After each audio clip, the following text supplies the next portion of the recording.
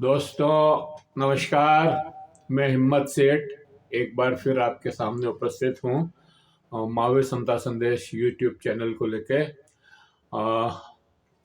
आज दोस्तों 12 जनवरी है और 12 जनवरी को स्वामी विवेकानंद का जन्मदिन है, जन्म जयंती है बोलना चाहिए। और हमारे देश में खास तौर से युवाओं में विवेकानंद जी का जो है नाम प्रेरणा स्रोत के रूप में लिया जाता है। वो है भी प्रेरणा स्रोत। और ये पूरी बात अपन करें उसके पहले मैं चाहता हूँ कि ये अपील करूँ कि अगर आपने हमारे इस वीडियो को अभी तक प्रसारित न किया, मतलब अगर आपने हमारे इस चैनल को अभी तक सब्सक्राइब न किया है तो सब्सक्राइब कर दें, बेल आइकन दबाना न भूलें। और अगर वीडियो अच्छे लग रहे हैं तो लाइक करें, फॉरवर्ड करें और लोगों को भी भेजें। और कमेंट बॉक्स में जाएं, कमेंट लिखें और सुझाव दें। आपके कमेंट और सुझाव हमें और बेहतर करने की ओर अग्रसर करेंगे। साथियों, जितना आप सब्सक्राइब करेंगे, लाइक करेंगे, उतना ही हम अधिक उत्साह से और अध्ययन के साथ आपके सामने नई नई चीज़ें ला करके लेकर उपस्थित होंगे। तो उठो जागो और प्राप्त करो का मंत्र देने वाले स्वामी विवेकानंद हमारे देश के युवाओं में सबसे प्रचलित नाम है। देश के युवा या तो शहीद भगत सिंह को या स्वामी विवेकानंद को अपना प्रेरणा स्रोत मानते हैं। इनके बाद एक विशेष वर्ग में डॉक्टर भीमराव अंबेडकर को भी सभी प्रेरणा स्रोत मानते हैं। समाजवादियों में डॉक्टर राम मनोहर लोहिया और मधुलिमा का स्थान सर्वोपरि है।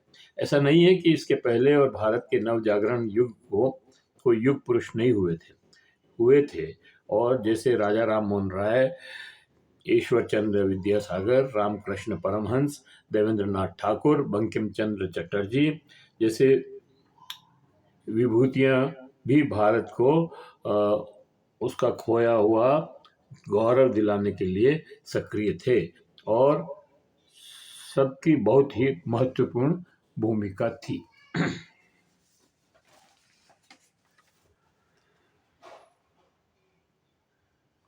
लेकिन इन सब में भी स्वामी विवेकानंद और भगत सिंह को का कुछ ज़्यादा ही सम्मान प्राप्त है। भगत सिंह जी तो खैर शहीद हुए हैं तो निश्चित रूप से वो है ही है। और स्वामी जी के जो विचार थे उन्होंने युवाओं में बड़ी जागृति पैदा की।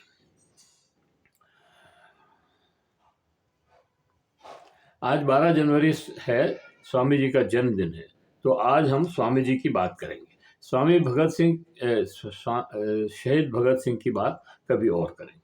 तो स्वामी विवेकानंद को मानने वाले विशेष तौर से उनको अमेरिका के शिकागो में दिए भाषण को महत्व देते हैं और हिंदू धर्म की नई परिभाषा और उत्थान की बात करते हैं। इसमें विशेष तौर पर आरएसएस से प्रशिक्षित स्वयंसेवक, भाजपा, हिंदू महासभा के लोग अधिक हैं। एक तरह से स्वामी विवेकानंद की राष्ट्रीय छवि को धूमिल करके आरएसएस के ब्रांड एम्बेसडर की तरह के रूप में दिखाने का प्रयास करते हैं। लेकिन वास्तविकता बिल्कुल उलट है। माफी वीर सावरकर और स्वामी विवेकानंद के हिंदुत्व के बिल्कुल अलग अलग मायने हैं, क्योंकि स्वामी जी किसी भी प्रकार की धर्मांधता, संकीर्णता और कट्टरता के खिलाफ थे और सदैव विश्व धर्म के आदर्श की खोज किया करते थे। स्वामी विवेकानंद ने एक बार युवकों को कहा था कि गीता पढ़ने के बजाय युवकों को फुटबॉल खेलना चाहिए। स्वामी जी ने शिक्षा को समाज की रीढ़ माना। उनके अनुसार शिक्षा मनुष्यता की संपूर्णता का प्रदर्शन है। स्वामी जी का मानना था कि जो शिक्षा आत्मनिर्भरता एवं आत्मविश्वास न जगाए वह शिक्षा उस शिक्षा का कोई औचित्य नहीं है। शिक्षा से व्यक्तित्व का निर्माण, जीवन जीने की दिशाएं एवं चरित्र निर्माण होना चाहिए। मनुष्य के महान बनने के लिए संदेह, ईर्ष्या एवं द्वेष छोड़ना जरूरी है।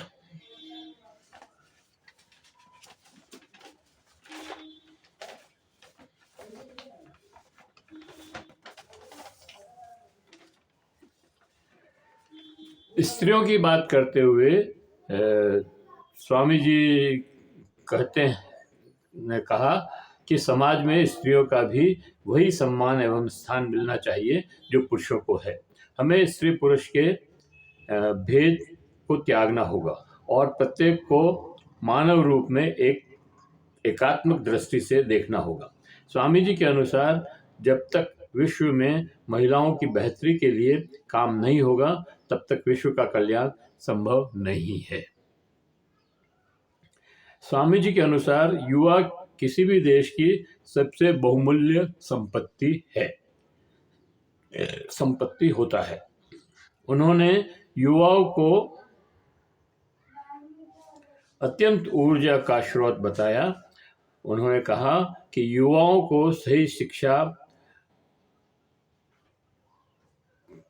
प्रदान कर दी जाए तो राष्ट्र के निर्माण को नए आयाम मिल सकते हैं।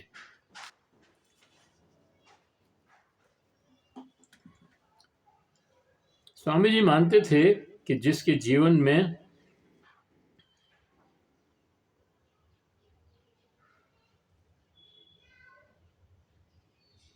उद्देश्य नहीं है उनका जीवन व्यर्थ है, लेकिन हमारे लक्ष्य जो कार्यों के पीछे शुभ उद्देश्य होना चाहिए।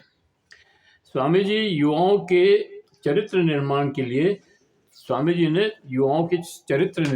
लिए 5 सूत्र दिए: आत्मविश्वास, आत्मनिर्भरता, आत्म ज्ञान, आत्मसंयम और आत्मत्याग। जिसने ये निश्चय कर लिया उसके लिए केवल शेष करना ही रह जाता है।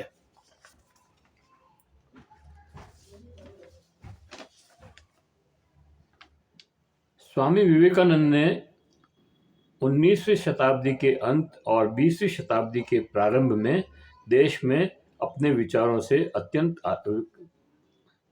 आधुनिक थे और उन्होंने अपने दलित दर्शन के स्वतंत्र भारत को दलित नीति की नींव रख दी थी। उनके दलित दर्शन को देखने के बाद यही निष्कर्ष निकाला जा सकता है कि उनके जैसा दलित उद्धारक और कोई हुआ ही नहीं। वे जातिवाद के विरोधी थे, वे जाति भेदभाव की और छुआछूत के विरुद्ध थे। उन्होंने कहा दलित ही इस देश की रीढ़ की हड्डी है। उन्होंने बेबाक कहा यह वेदांत का ऐसा देश है जहां दलितों के साथ बैठने और उनको छूने से भी प्रदूषित हो जाने का डर रहता है। विवेकानंद जी ने बेखौफ होकर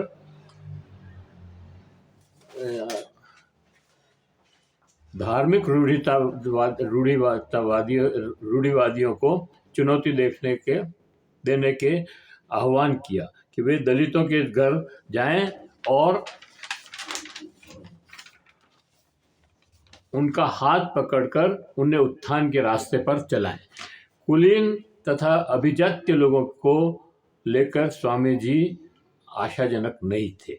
उन्होंने कहा भारत के लिए एकमात्र आशा गरीब जनता से है।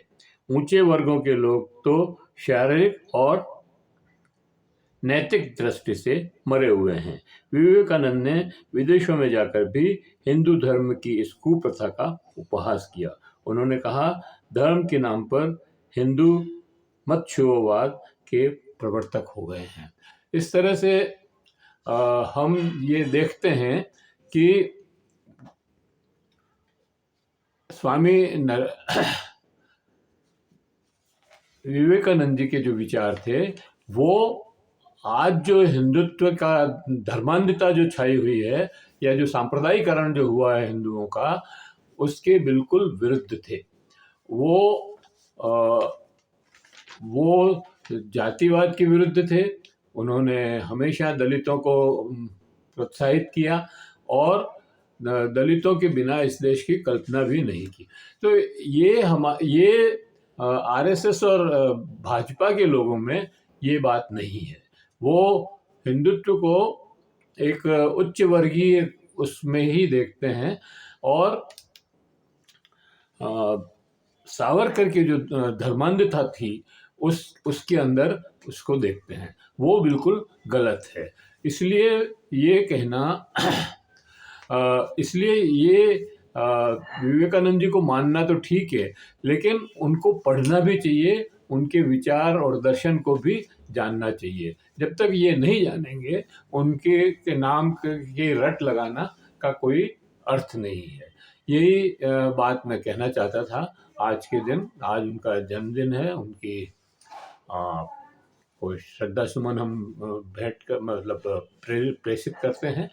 और इस वीडियो को समाप्त करने के पहले हम ये अपील करना चाहते हैं कि अगर आपको ये वीडियो अच्छा लगा तो लाइक करें, फॉरवर्ड करें और लोगों को भी भेजें और कमेंट बॉक्स में जाएं, कमेंट लिखें, सुझाव दें। साथ ही अगर आपने हमारे YouTube चैनल महावीर समता संदेश को अभी तक सब्सक्राइब न किया हो तो सब्सक्राइब कर लें, बेल आइकन दबाना न भूलें। जय हिंद, जय भारत, धन्यवाद।